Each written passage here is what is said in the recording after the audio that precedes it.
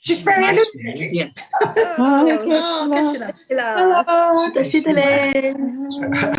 Where's Geshe? I can't see him. Hello, Geshe.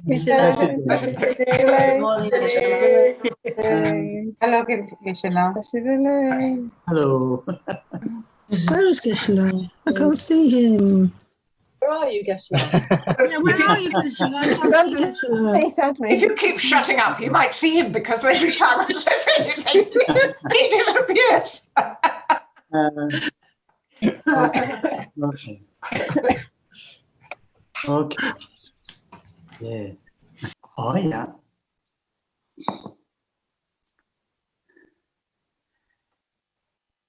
Hello to everybody, and hope things are okay. And so we will start this gathering as we did, the last few hour sessions with the recitation of refuge, 2 lines, and the bodhicitta, 2 lines. And as I mentioned, the last Sunday and Sunday before, when we read, say those lines, it is useful and extremely helpful, really, to try to connect our mind while we say the lines. And in here, the first 2 lines is, as we all know, related to the refuge. And the other day, I mentioned, to enrich our understanding of the qualities of the Buddha, Dharma, and Sangha. There are, for example, in the Uttara Tantra, Sublime Continuum, in there, there are many verses in the first chapter talk about qualities of the Buddha, qualities of the Dharma, and the qualities of the Sangha. And also in Jetsun Drakpa, the extensive lumbering, gradual path to enlightenment, in the first volume, where the refuge is explained, there are also some explanation about the qualities of the 3 jewels, which I mentioned one of the previous hour, the class. And these, the understanding, and these understandings, should be cultivated bit by bit by bit. It is very difficult for us to have the understanding of all the qualities of the Buddha, and Dharma and Sangha all in once. It is difficult. But whenever you have time, and you try to explore those things, which is very, very useful. And detail and the more depth and the clearer that we have the understanding of the qualities of the 3 jewels, and then our going for refuge to the Buddha, Dharma, and Sangha will be more powerful and more profound. And also on the other side, another point is the understanding of this, our unenlightened existence, although we have so many good qualities, no doubt, particularly at the mental level, good hearts and so on and so forth. But still, we are not free. we are not free from, from the afflictions and the obscurations and those that we experience from time to time, such as the greed, anger, jealousy, and those other unhealthy mental states. And we know that we are not free from those, the afflictions. Because we are not free from those afflictions, and our actions of the body, speech, and mind are also, polluted or influenced by these afflictions. Therefore, they are not wholesome. Many of these are not wholesome actions. They are unwholesome actions, unhealthy actions, and reflecting that, clearer and more detailed the understanding that we have, the nature of our own, this unenlightened existence, then gradually that understanding, extending to the other living beings, as a follower of the bodhisattva and the path, that understanding, the understanding of unenlightened nature, understanding of that all living beings are not free from dukkha and the origins of dukkha, not free from afflictions and the influence of afflictions. That understanding should, as a follower of the bodhisattva and the path, that understanding also need to extend to all living beings. And deeper and more detailed that we have, that understanding of this unenlightened nature, our going for refuge to the three jewels will be stronger and very, what you call stronger. So therefore, quite often in the classical Buddhist texts, these two understandings, the understandings of the qualities of the three jewels and the understanding of our own unenlightened situation, unenlightened condition or existence, and then also understanding of this unenlightened existence of all living beings. These two understandings are quite often, called. These two understandings are the main causes that we take refuge in three jewels. So that is something we should explore further and further. As I mentioned the other day, the understanding of our unenlightened nature is clearly, detailedly explained in the many other books, and in the Tsongkhapa, people who follow the Tsongkhapa's tradition, Tsongkhapa's those Lamrim, gradual teachings on the gradual path to enlightenment. In the first out of the three scopes, small scope and the middling scopes are very much focused on, that our unenlightened nature, understanding of our unenlightened nature. And that is really something important.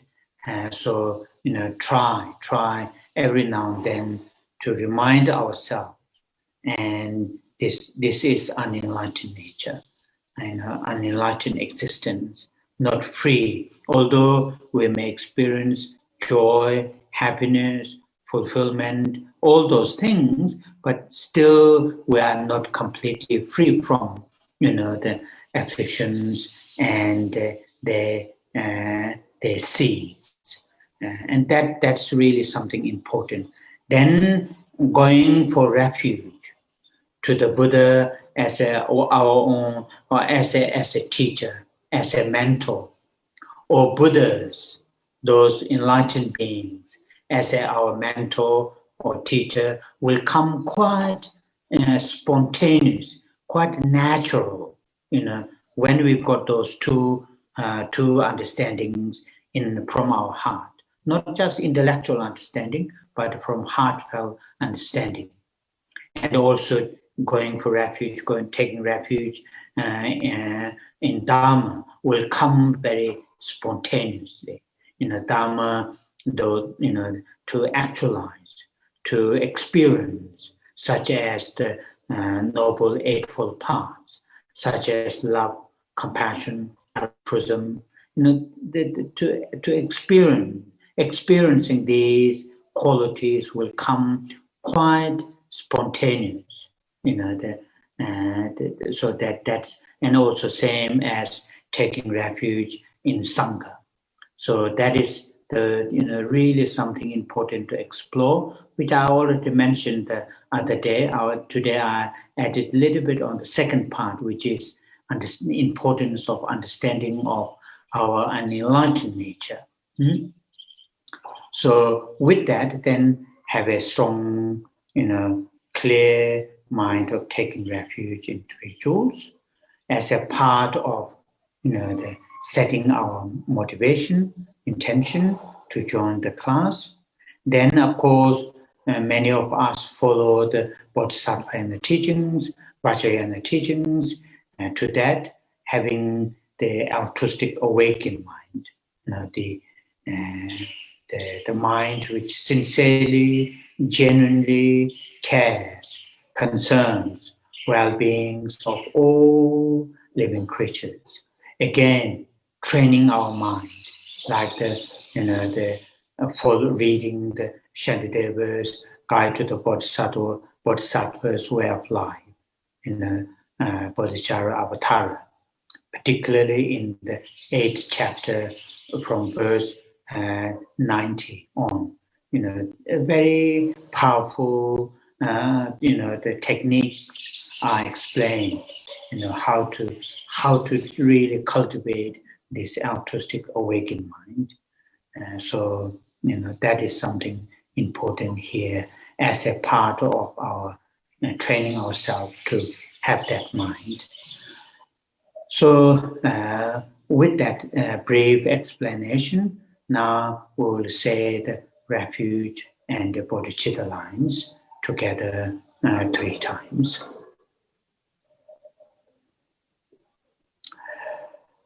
Sanje chöda soje chonam la chanju pado dane gyabzo che dage chen soje be sonamanje dola penje sanje chubara sho.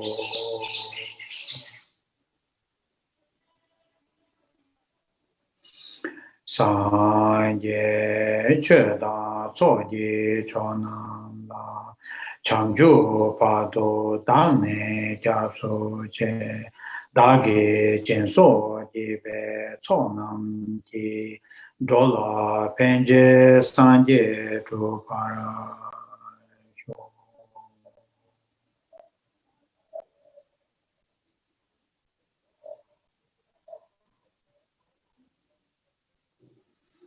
Sanje chöda soje chonam chanju pado dane gyabso che dage chen soje be sonam ki dola penje sanje chubara sho.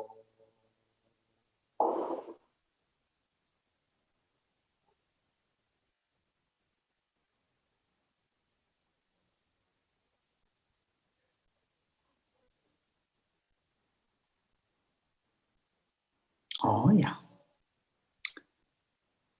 So now we will do a short meditation, meditation that part of, again, training ourselves, training our minds to have a calm, clear, and a focused mind.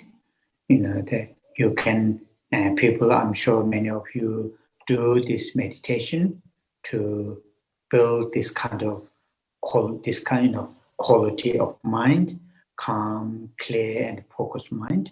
So we'll do just about a 5-minute silent meditation.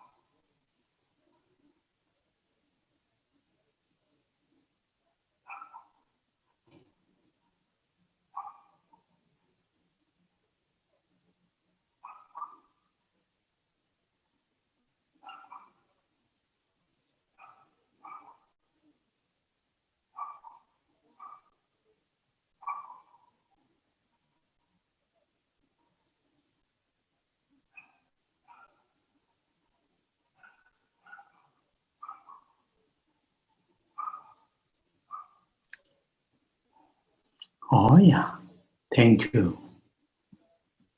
Yeah.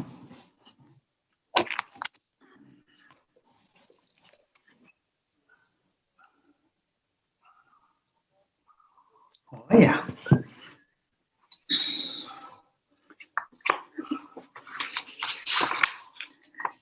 As I mentioned the other day, the people who have taken refuge and also, have practicing cultivation of bodhicitta, it is really helpful and useful to consolidate these two mental states, these two realizations within ourselves by reading, contemplating different, different topics. Eventually, almost all the different teachings, the topics that we have listened, we have read, can bring down to cultivation of these two minds. And, yes, it is useful. It is useful to enrich ourselves by, exploring more new, interpretation, explanation, and theories, and so on and so forth.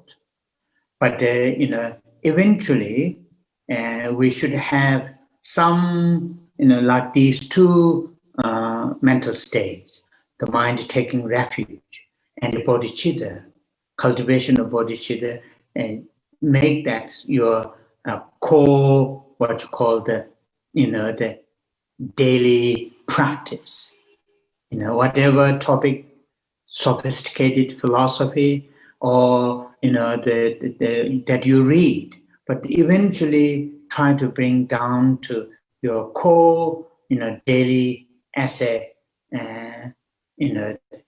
to feel from our heart, to think from our heart, to come down to like taking refuge in three jewels and cultivating bodhicitta, which is very, very useful. I'm sure many of you do this. As I mentioned, the morning when we woke up, just simply to recall, the three jewels as my refuge. Whatever is whatever is in front of me today, but the three jewels are my refuge. And also, whatever is in front of me today, but my mind will, remain or soak with the bodhicitta, the altruistic mind. And with that kind of, familiarizing or habituating in that way is very, very useful to do. Okay, now so far we are going to our text itself, the King of Aspiration Prayer, Samantabhadra. So that is the text that we are reading, and we have finished, up to verse end of the verse 12, and today our reading will start from verse 13. So up to end of verse 12, these, the first 12 verses are, as we read through, really, capture the, the what you call the, group of practices which are very, what you call the, which we can do again in our daily basis, which are very useful, to some practices can do physically, verbally, mentally, and they all have very what you call the, close connection to enhance, the many positive virtues within ourselves, and to reduce to eliminate some of those unhealthy attitudes and behaviors. And that's what this 7 practice is called, technically called accumulating the merits and purifying the negativities. And again, I want to remind to you, many of you already have that book. You don't need to buy separately. Again, Jetsun Drakpa's extensive lumbering in the first volume, from page 94 to 99. In the first volume, page 94 to 99, he very nicely explained these 7 practices with these verses that we have read last few Sundays. And if you like to know a little bit more detail and very reliable sources of explanation, you can read from that Jetsun Drakpa's extensive lumbering first volume, page 94 to 99, where he mainly explains the 7 practice. So that is just briefly to recap. So today our reading, we will start according to the commentators, from verse 13, then the main body of the text, the main body of the King of Prayer starts from verse 13. And in this translation that the administrator provided to you, and also kindly put it some kind of the translator put it some heading, which is quite helpful. In the normal reading the King of Prayer doesn't have this heading, but this here they put it the heading, sometimes quite useful to remind ourselves, okay, this verse or these verses really, while I'm reading, I should be thinking this, and so on and so forth. Another useful to say here, for example, if we when I'm reading King of Prayer for the sake of someone who passed away, and then sometimes it is quite useful. Also, I talked to my teacher recently, and he strongly agreed with that. Sometimes quite useful, to think that person, the prayer that you are making for the sake of that person is saying that prayer. Quite often here we will come across, I such as such, I say such as such prayer, I do such as such.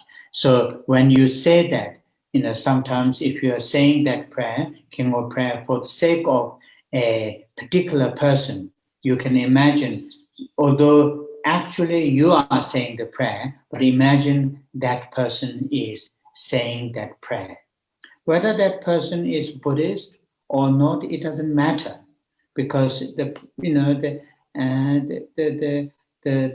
meaning of the subject of these verses are very, very universal, not very much particular Buddhist, So therefore, sometimes that's useful when you are saying the King of Prayer for the sake of a particular person, although you are saying it, but think that person, the person that you are praying for, he or she is saying that prayer, and then sometimes it's quite useful to do that.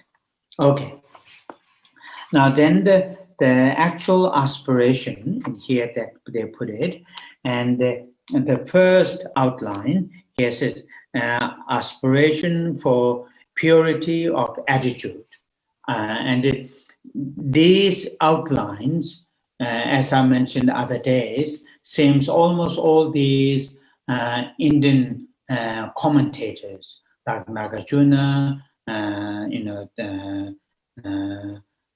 Dhammakirti, and the other Indian masters also seems to follow the same outlines, have slightly different choice of words, otherwise similar outline. And also the commentary that I'm reading, this Tibetan master, he is also following the same outlines. So this one, under this first outline, there are, the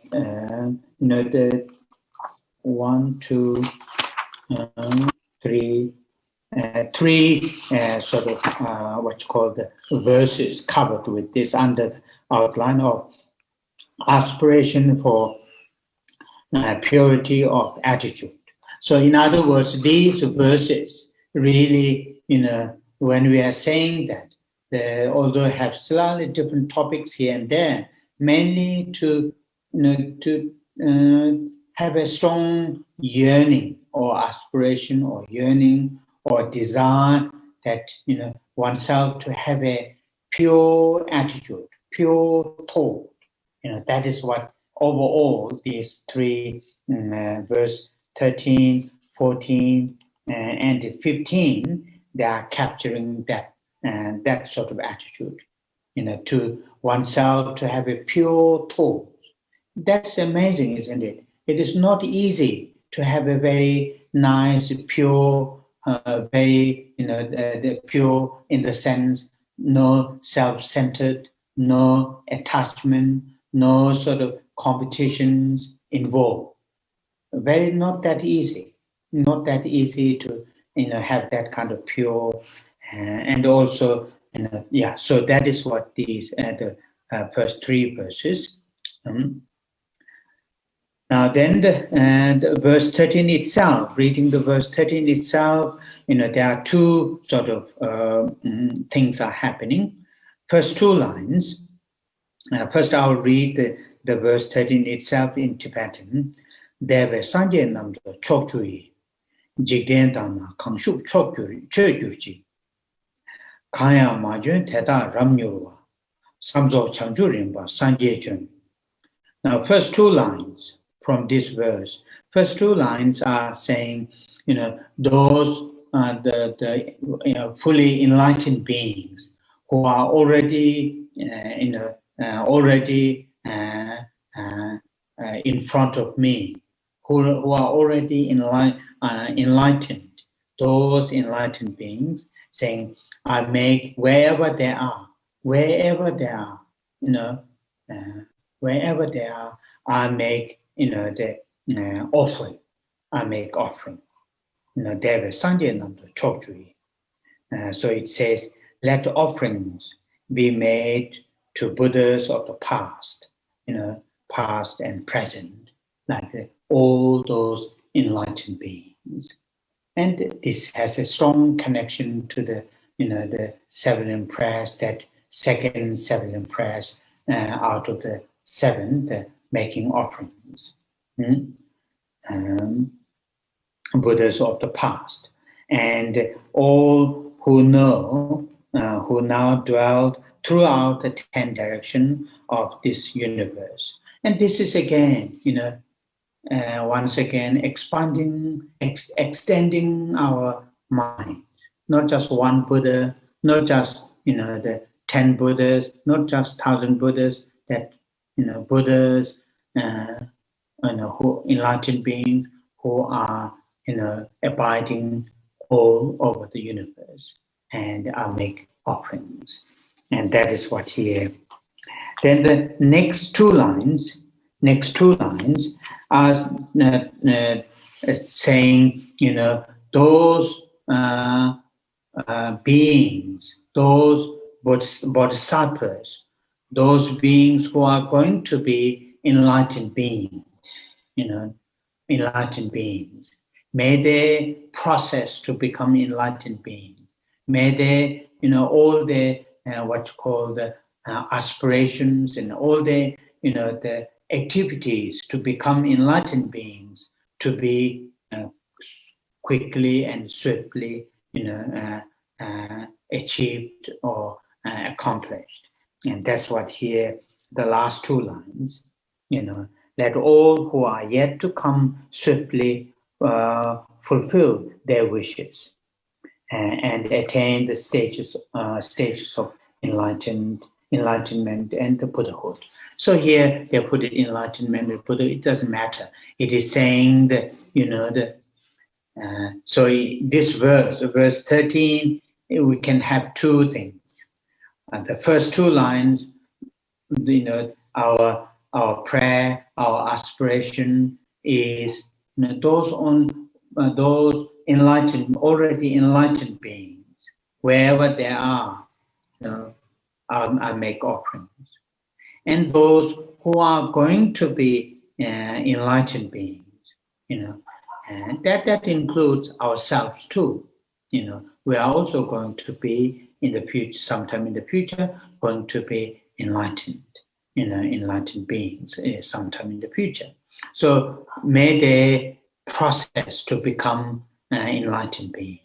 May their wishes, the aspirations, and their activities to become enlightened beings, to be what's called swiftly or quickly to happen. And that's what here this verse 13 is. Now verse 14, first I will read the Tibetan. Chokju kalishuna chinipa teta gyachiyongso dagyochi chamju shinwan chungshin gyalwadam sanje sege rato kangwa shok. So this verse is really the aspiration, or our sort of aspiration, our prayer is in the two levels. The first two lines in this verse, our aspiration is that those the what you call the worlds which have lots of pain, difficulties, the unhappiness, all those the worlds to be what you call the free from all those difficulties. In Buddhism, and also I think in the other ancient Indian spiritual traditions, they talk about in terms of the samsara, in terms of the cyclic existence, where living beings are, go into this circle of birth, aging, sickness, and death. They talk about two things. Nögi jikden. Nögi jikden, literally it means the container of where the living beings are contained. And the juji semjen, ju literally it means what is inside that container, and that refers to the living beings, sentient beings. So this verse 14, the first two lines are making prayers. All those what you call the miserable worlds, container itself to be purified. And then last two lines, those living beings who are within the samsara to be, become what you call the completely free from suffering. As you can see, the verse itself, let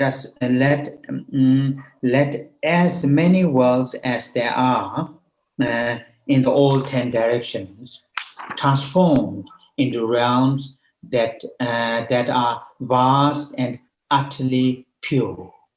And this is once again, in the process of ourselves, to become fully enlightenment in the bodhisattva and the teachings. There are Sanjeki Xinjiangwa, Semjen Mimba. So literally it means, the purifying the, the purifying the field or the land that oneself, to become to be a enlightened or the pure land. And normally that term is used. And this Semjen Jangwa, purifying the living beings from their negativities. So there are these kind of trainings while you're in the bodhisattva path. There are certain stages you have to go through these kind of trainings. And this verse really captures that those first two lines are, praying that all those unpure land to become pure land. Pure in the sense, no misery, no pain, no difficulties, and so on and so forth. And last two lines, praying that all, those unenlightened beings to become, the enlightened beings. And here it says, very nicely put it in the last two lines, filled with the Buddhas who have sat before the mighty Bodhi tree. Around them, all their bodhisattva sons and the daughters. Just think about it like that. Just imagine like that. It's beautiful, isn't it? Thinking that all living beings, unenlightened beings, to sit under the Bodhi tree. This is, what the historical Buddha is enlightened under the Bodhi tree. All living beings, sit under the Bodhi trees, and to become enlightened beings. And not just themselves to become enlightened beings, they are surrounded by the bodhisattvas, sons and daughters of the bodhisattvas. Just, training our mind to have that kind of, very beautiful to do that. Mm-hmm. So then the next verse 15, mm-hmm.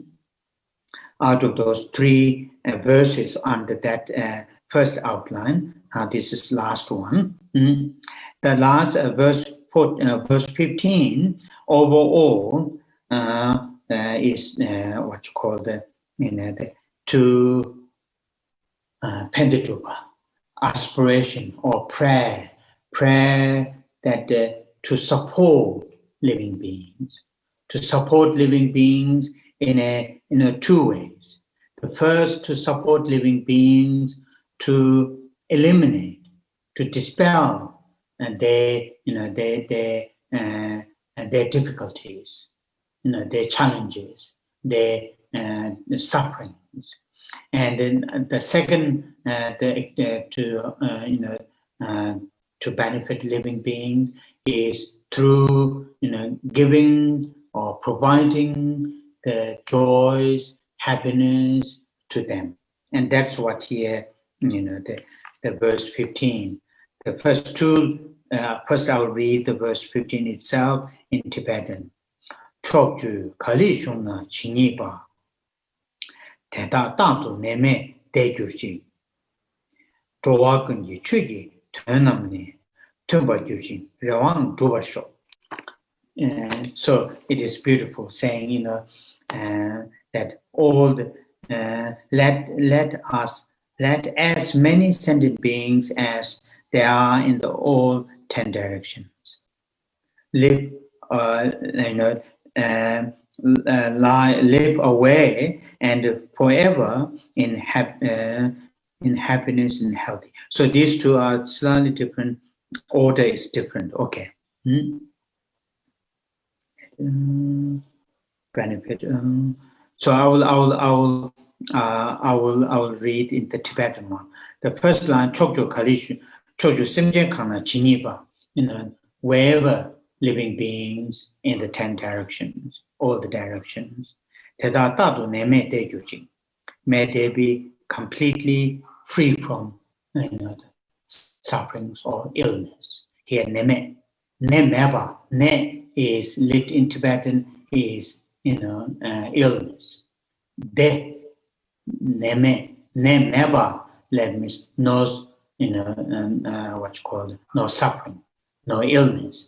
De gyurji, dewa is happiness. And here that all so it is very nicely put, happiness and health. And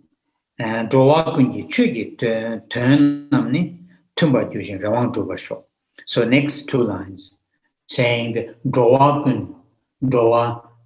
living beings or the sentient beings, all sentient beings, their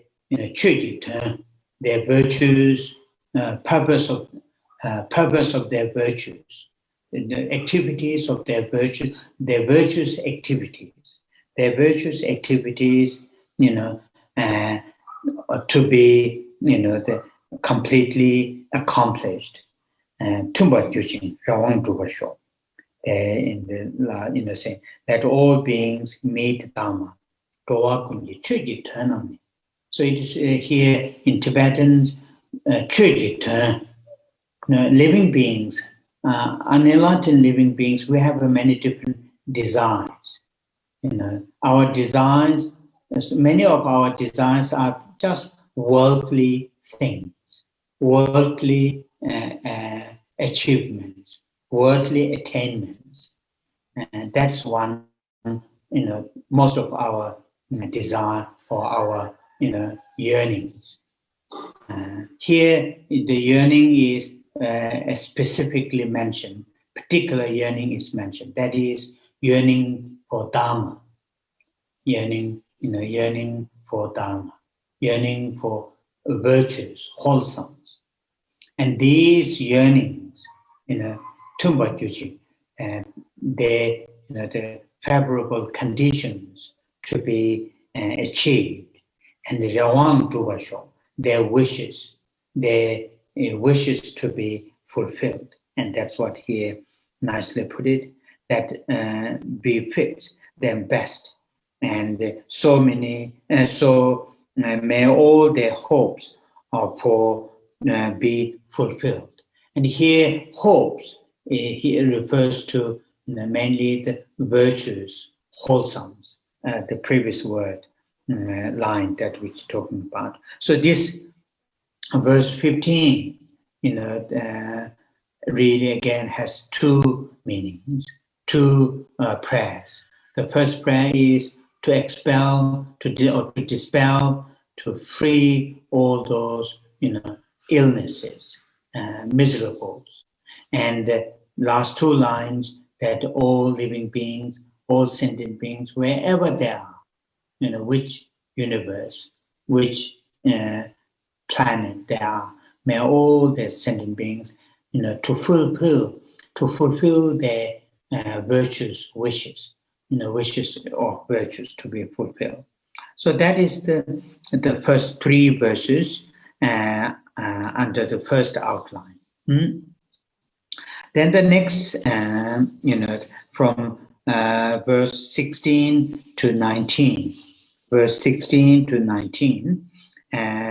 then under this headline, aspiration, never to forget bodhicitta, never to forget bodhicitta. And this is, as we know, Samantabhadra's prayer.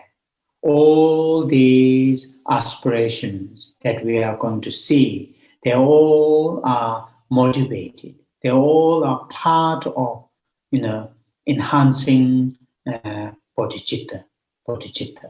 And we should remember that. We should remember that. And that is really useful. So first I will read verse 16. Chanju choba thangne tak chujin, dowa kundu jewa tenjurji, sarab kundu chibu jewa na, tato tani rabdu chungasho. So in here, this verse under this heading, not never forgetting bodhicitta. This verse 16, they're saying that Chanju Choba Tani, dark judging. This made saying here, as I practice the training of enlightenment, may I recall that I think it may come with something.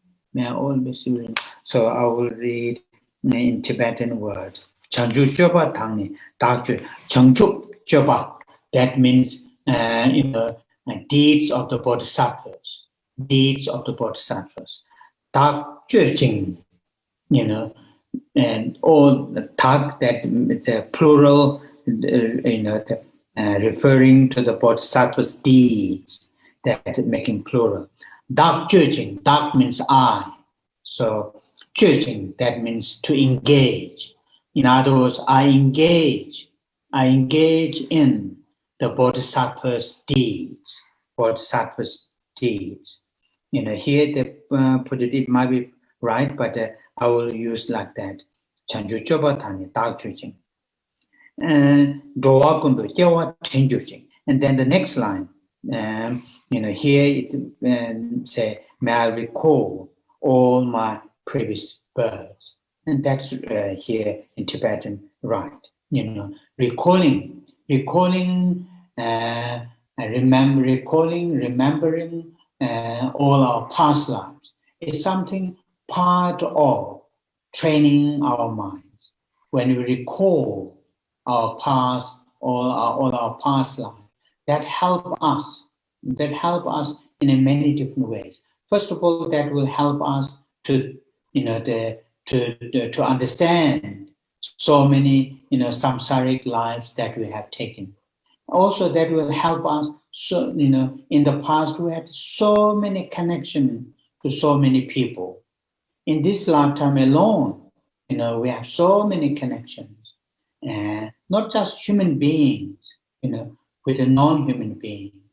All our daily, what we use, eating, drinking, wearing, shelter, all medicine, these all are, related to millions of living beings, and that will help, if when we are able to recall that, then we will see we are, directly and indirectly, one time or another time, we are connected, related to the all living beings. And this is very, useful. Then also the next line, line 3, and in my successive lives, through birth and through rebirth, and these two. So last line here, saying that to become ordained. I mean, here again, to ordain, or without non-ordained, but to have what you call the favorable life to practice Dhamma. So it says, may I always renounce the worldly life. A very useful prayer. So then the next verse 17.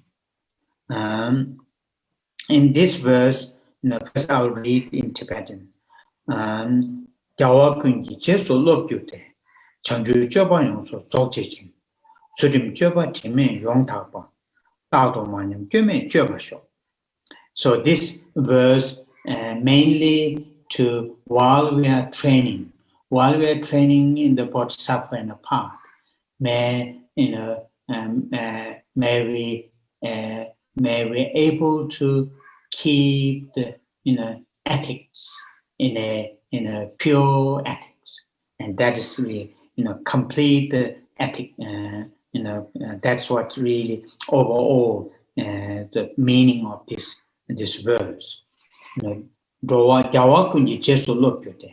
other words, saying I will practice, enhance my ethics, my ethical way of living, my ethical way of thinking, my ethical way of interacting with others to be enhanced through following the teachings of the victorious ones, through the following the teachings of the Buddha, or here the footsteps, training in the footsteps of all the victorious Buddhas.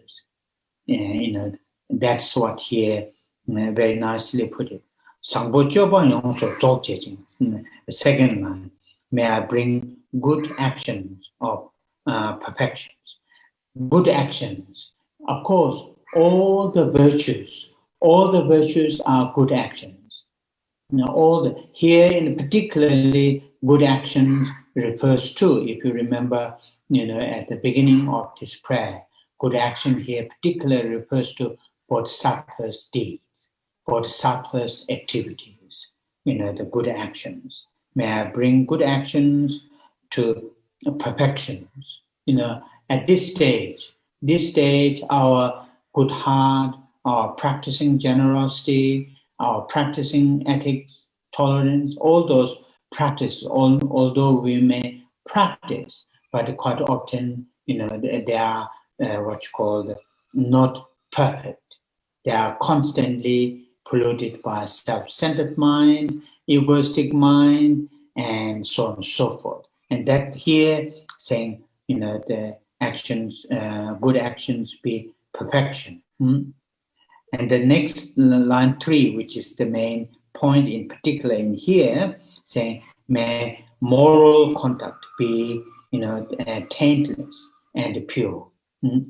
Tsurim choba, time yongdakwa, tsurim ethics or morality, choba deeds, activities of the ethical activities, moral activities.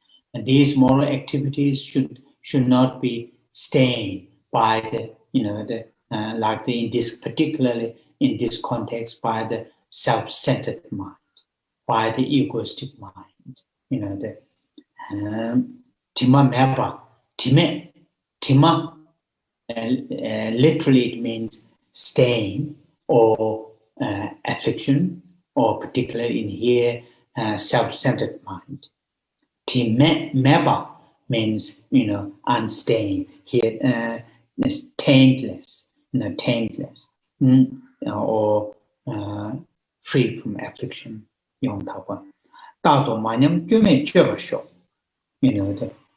All the time, my ethics, my moral conduct, ethical conduct, never be, what you call decline.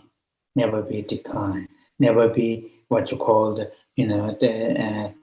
decline, or here lapsing. Never lapsing, and always free from fault. So that is verse 17. Here, verse 17, the main meaning is by following the teachings or the footsteps of the enlightened beings, victorious, Buddhas, to train ourselves, particularly to train ourselves to enhance our ethics. Particularly here, the bodhisattva, when we are practicing bodhisattva in a path, one of the main ethical practice is semjen tunje ki tsudim. Semjen tunje, the ethical practice to work for the sake of living beings, to benefit, to work for the sake of living beings. Yeah, so that's one. Yeah, so that's verse 17. Now, verse 18. Verse 18 is, so I'll read first in Tibetan. So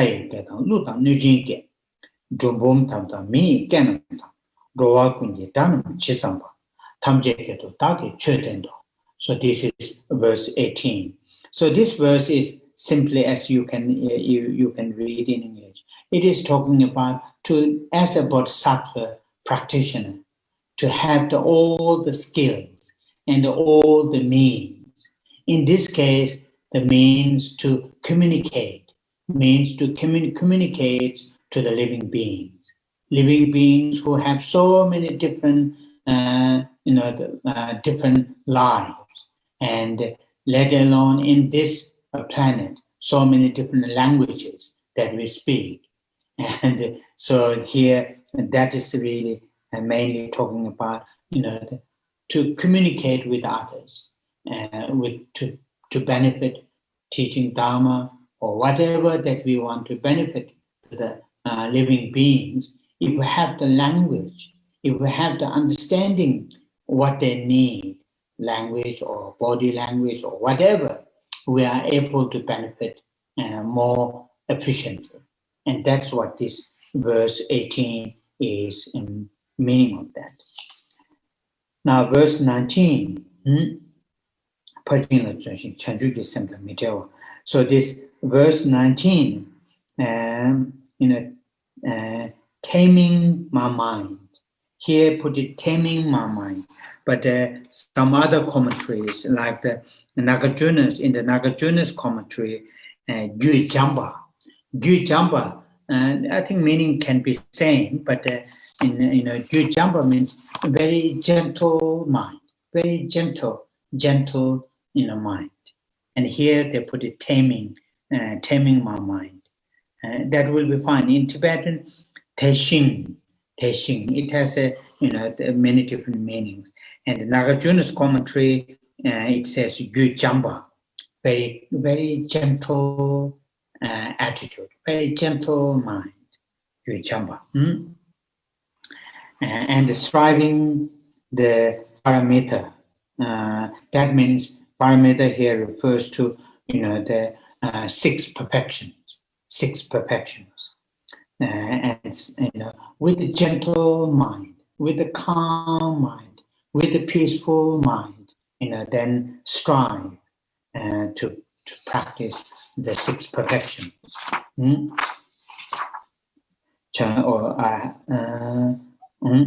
대신 바로 친라 랍전데 창조 생에 나면 제만주 디바 강나 디바 귤바다 대다 말을 용서 장화쇼. So first two lines with the saying, with a calm, peaceful, gentle mind to strive or to train in six perfections, then never forget the mind to be enlightened, bodhicitta. We'll never forget the bodhicitta. So that is first two lines. Then the next two lines, last two lines in that verse 19,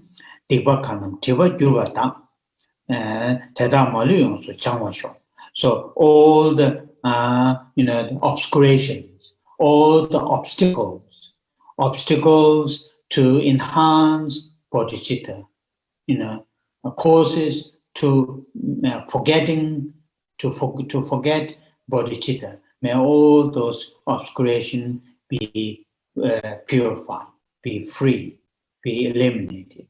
And that is, very nice verse, which verse 19. So we'll read one verse 20, which is moving into the third outline, just verse 20. Aspiration to be free from defilement.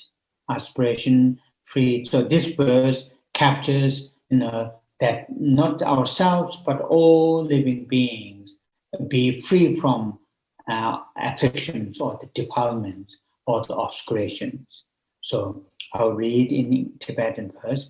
Ledang nyamong dugi lenam tojin jikten towa namsuyam chitarpema chume chagwashin nida namba towa metachu. So first two lines, the main meaning, saying that all living beings, wherever they are, in which universe they are, that all living beings to be free from, the afflictions or defilements and actions motivated by those afflictions. Here they put it saying, may I be free from karma, the harmful emotions and work of negativities. So that is led. So in Tibetan, le, tang, nyumon, le refers to karma. In here, not any karma, and the negative karma or karma action motivated by afflictions. And so this is what. Then the last two lines give an analogies. Analogies, first line, the third line. Chidar pema chu pema chu me chakoshin. So the lotus, even though born and grow in the muddy water, but it come into very pure. When it's come above the muddy water, it becomes very pure, beautiful. What you call the flower. Same as the what you call the suns and moons. They these stars. When stars this moving from one directions to another directions, or they without any obscurations, then the stars be obscured by any other things. So that is what here they're giving the two different analogies. It is talking about when you are working for the sake of living beings in samsara, although you are within the samsara, working with the samsaric living beings, as a bodhisattvas, and all as those enlightened beings. Although they are within the samsara, within the samsaric environment, but they are free from those samsaric faults, and that's what here this verse 20 is. So today we'll leave it in here, end of verse 20. And so these verses are really nice to read. And as I mentioned at the beginning of this reading, sometimes just imagine that is happening. Imagine that's what you're doing. For example, verse verse 13, you are making offerings to all the existent Buddhas, past and the present.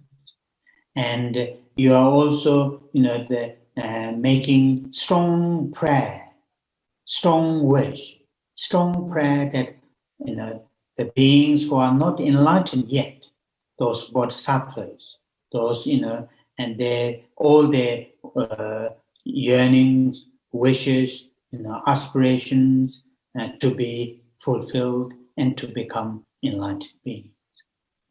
Very beautiful to do that. So that is here today's reading. And today we will have a question and answer remaining. Then we will conclude with the prayer, 21 Thara prayer and dedication. So we have a few questions here. And so the first question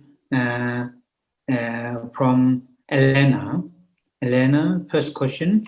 Where is Elena? Hello, Geshe. Okay, good. Can you read your question? Yes. Okay. Could you please talk about the process of abandonment of the arrogant mind in relation to the five paths? When is a practitioner free from all levels of arrogant mind, and how does it decrease in relation to the meditation on emptiness? Oh, so entire time will be spent answering to this question. Okay. Now, so now the arrogant mind in Tibetan, sometimes it is called, ideal, or that quite often arrogant mind and negative pride are in a similar situation, and usually the growth that what we normally have, the arrogant attitude, that kind of the levels of arrogance may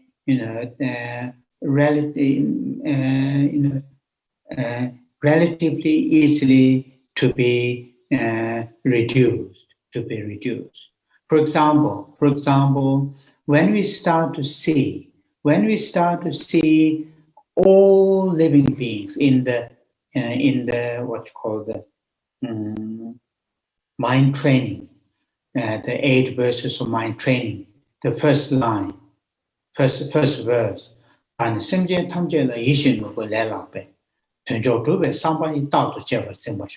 the 8 verses of mind training. When we train ourselves, be able to see that all living beings are as precious, as important as the wish-fulfilling gem, our arrogant mind will, immediately reduce.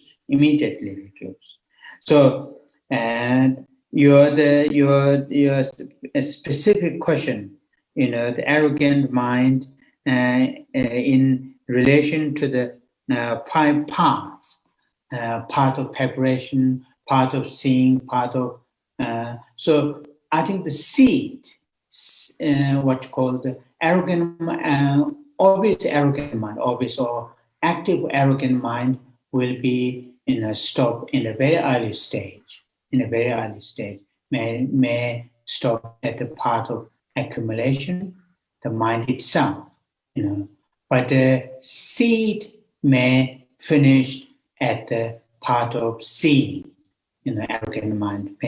The seed of the arrogant mind may finish at the part of seeing, out of 5 parts that you are asking. When is the practitioner free from all levels of arrogant mind?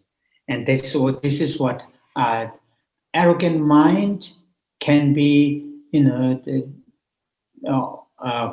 call the active or the obvious arrogant mind can be what you call the reduce or may eliminate in a quite early stage. But seed may remain until part of seeing. How does it decrease in relation to the meditation on emptiness? And that is what I've answered. When you experience part of seeing, which is the 3rd out of 5, your first understanding of direct realization of emptiness will eliminate the seed, not just the arrogant mind itself, but even the seed of the arrogant mind. In this case, Ngayao in Tibetan, arrogant in that sense. Okay, now the second question is Sam. Geshe. Oh yeah, Sam.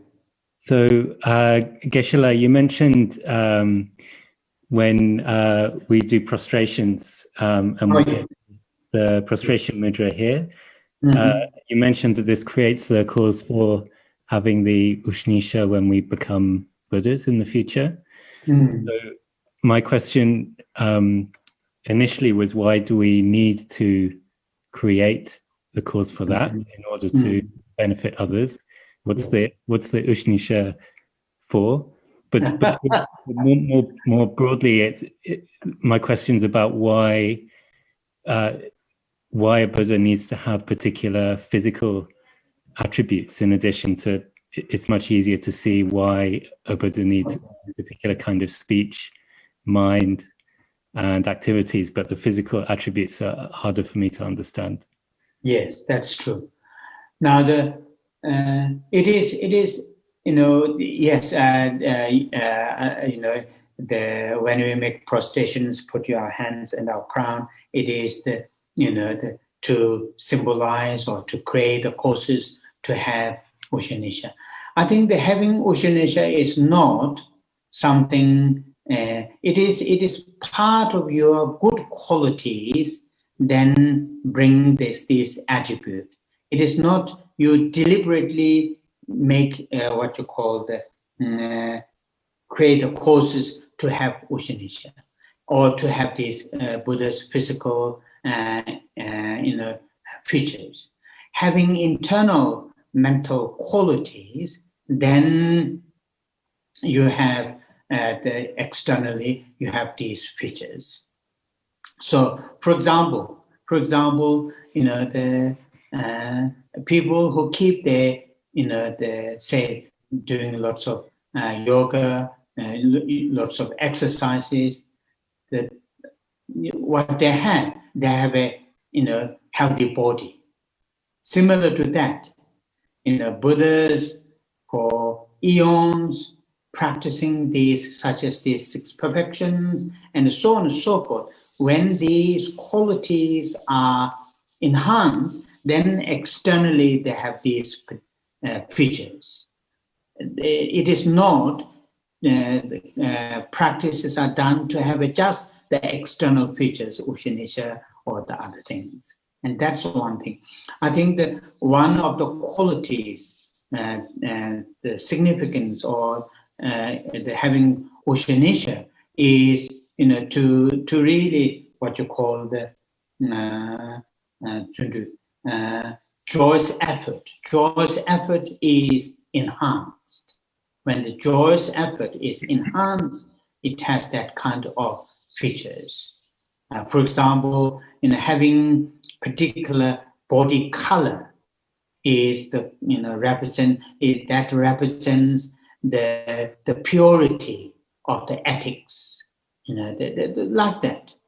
And you are right. It is some of these 32 measure marks and 80 manner marks are sometimes difficult to understand. And in fact, these are explained quite relatively detailed in the Maitriya's Ornament of Clear Realization in the 8th chapter. And some of the commentaries are even more detailed. And okay, that is my answer. Thank you, Geshe. Thank you. Okay. Now the next is Carrie. Carrie Priest. Yeah, but we can't see him here, and I haven't seen him on the list today. So we did email him, but I'm not sure. Okay, that's all right then. Okay. Okay. Then the next we have a long one. That's Ruth.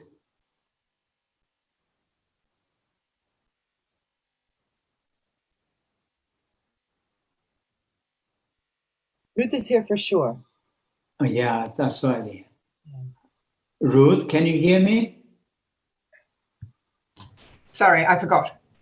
Okay. I stayed mute. I stayed mute, which might have been better. But I wondered if you could fill us in with a bit of background about Tara, and especially the praises to 21 Taras. Because I actually find the meaning of this, despite the fact actually I love reading it with you, it remains rather impenetrable. And I thought it might help us all to know more about how her Indian tantric background might illuminate how we should view her. I mean, why does she have 21 forms?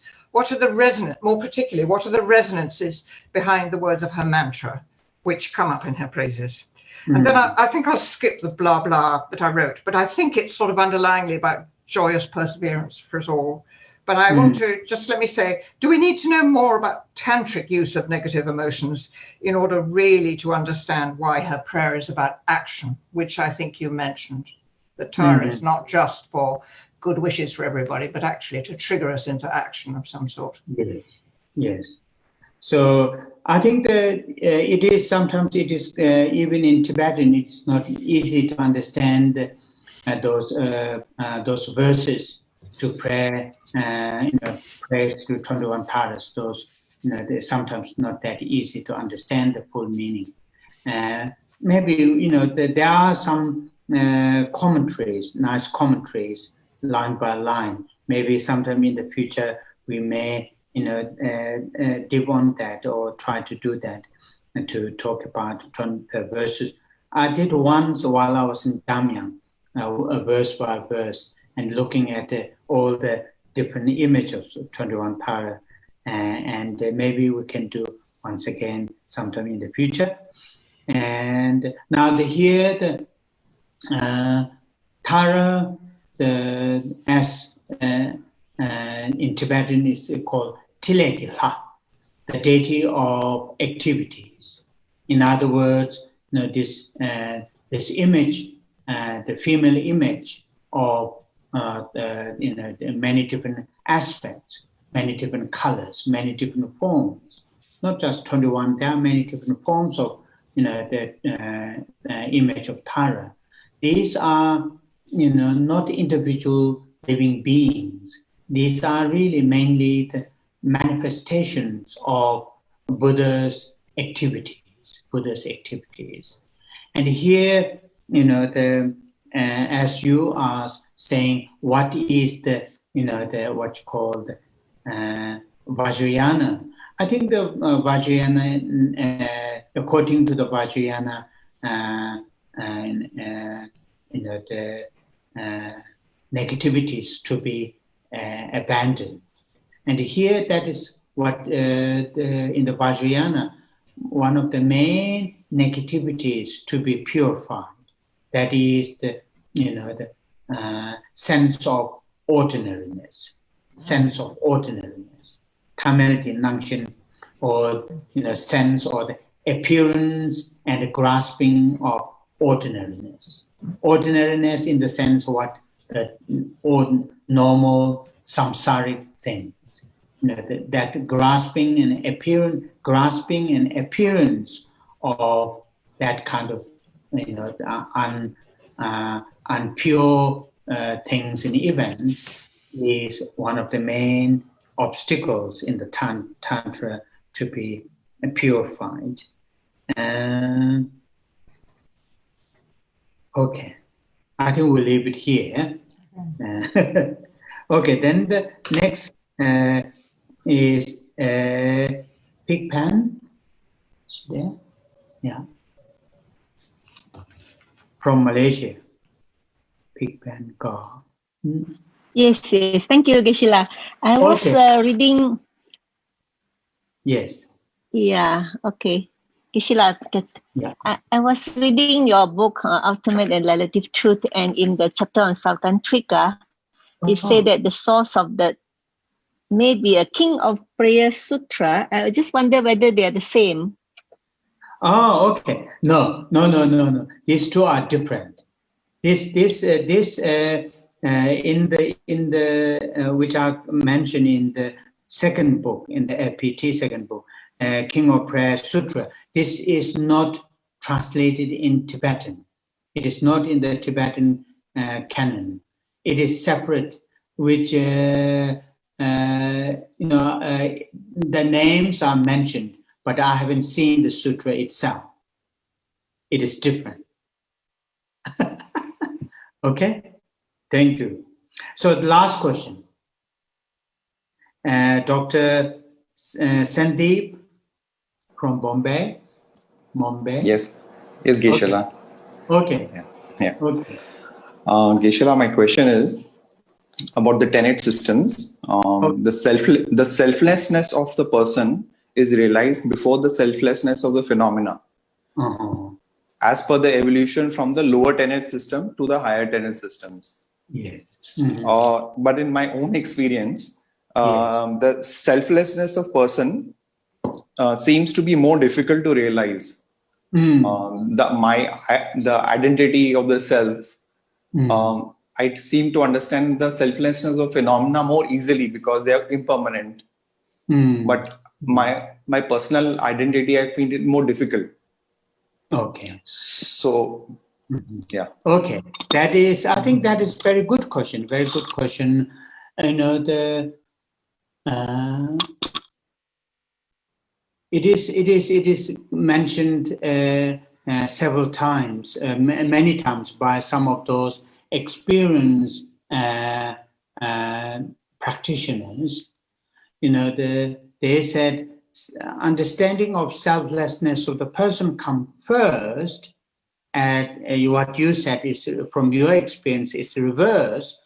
What these masters have said, because as soon as when you talk about liberation or enlightenment of all living beings, your main concern here is the person, not the things, not the his or her body, feeling, and so on and so forth. So your first focus will go to the person or the individual, not your body, not this, whether these are as absence of self or not. That is the not immediate focus. Your immediate focus is really to go to the individual or the I or the self. Whether self, I, really attain enlightenment or not, really free from going to be free from samsara or not. That question will come first to the people who seek the liberation, rather than those people who talk about whether the external things are absence of self or not. And that's what these great masters have said.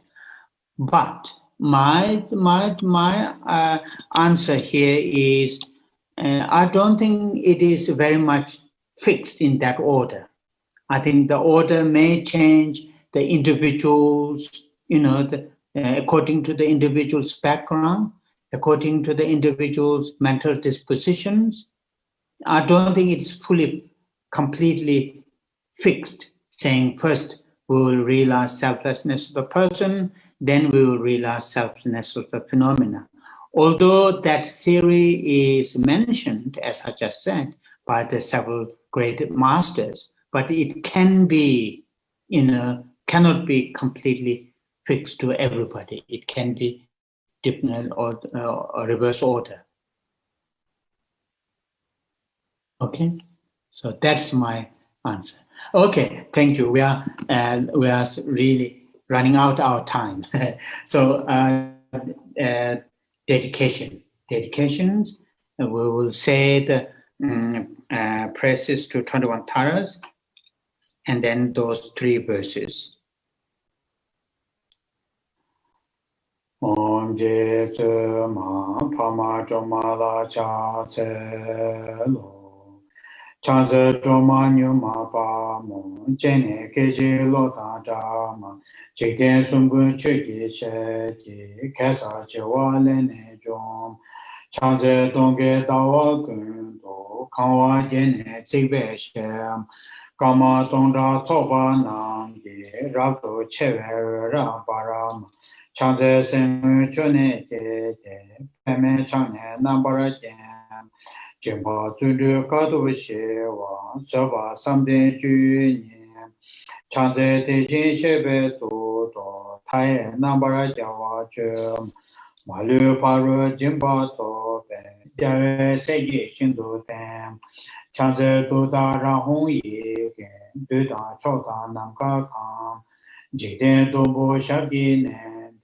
Luba Meba Guba Num Chanze Gyajin Mela Tsamba Nungla Naso Wanju Chum Chombo Rola Tisa Namanda Nujun Soji Dune Dum Chanze Jeje Chadang Peje Paro Togo Rabdo Jom Ego Yunjan Shabi Nende Mavara Toba Shindo Para Chanze Dure Jigba Chenbo Duyi Po Nambara Chom Chuji Shene Tony Dente Tao Tamje Malu Sum Chanze Kunjo Sumze Chade Seme Toga Nambara Jam Malu Choji Kolo Jembe Rangi Veji Sonamatu Chanze Rabdu Gawa Jebe Ujin Veji Chengwa Pem Shiba Rabshi Dudara Dudan Jikten Wandu Zem Chanze Sashi Kyongwe So Nama Tamje Kuba Numa Nyem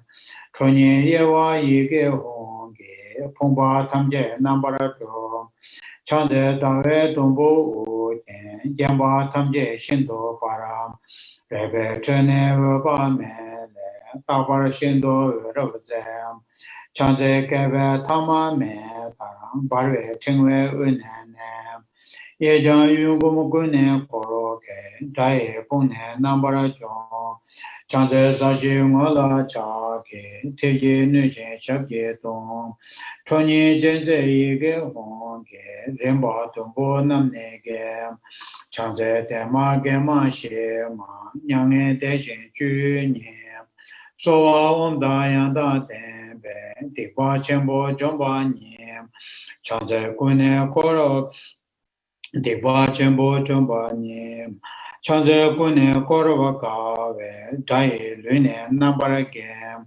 Yige Jube Ngane Kwepe, Dikwa Hone Choma Nyem, Chanze Dure Shamne Dabe, Hongi Nabe Sabe Nyem, Era Meda Radan Bejen, Jikten Sumna Yewa Nyem, Chanze Lai Tsui Nabe, Rita Tajen Chana Nam, Dara Niju Peje Yeke, Duna Malu Pane Sem, Chanze Lai Sonama Jebo, Hada Miam Jidem, Gune Kocha Gawa Jije, Zuda Melamange Sem, Chanze Nima Dawa Jebe, Jini Pola Sem, Hara Niju Dudara, Shindo Tabu Rimne Sem, Chanze Tini Sumnam Gube, Shive Dudaya Badem, Dudan Roma Nijin So Nama, Jomba Dure Rapcho Nyem, Zawe Ngaji Duba Dedan, Chanze Wane Niju Za.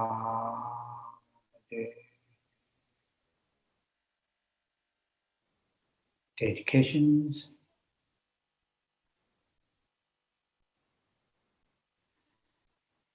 Kewa de jiwo gen, sanama yishe coco shin, sanama yishe le chong we, tamba kunyi tobara sho.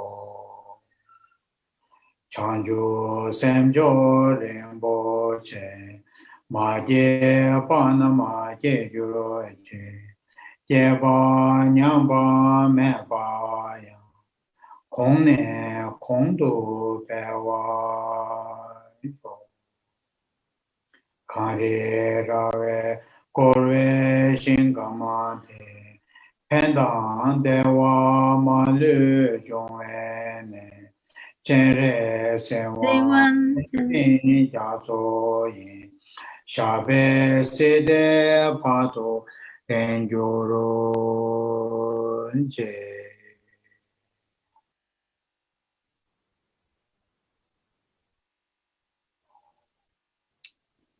Oh yeah, thank you. Sorry, we stay longer than an hour and a half. Oh yeah, thank you very much. Thank you very much. Thank you, Geshe-la. Thank you so much. Thank you. Thank you, Geshe-la. Thank you. Have a good day. Have a good day. Tilana. Thank you. Thank you. Tilana, hi to your little one.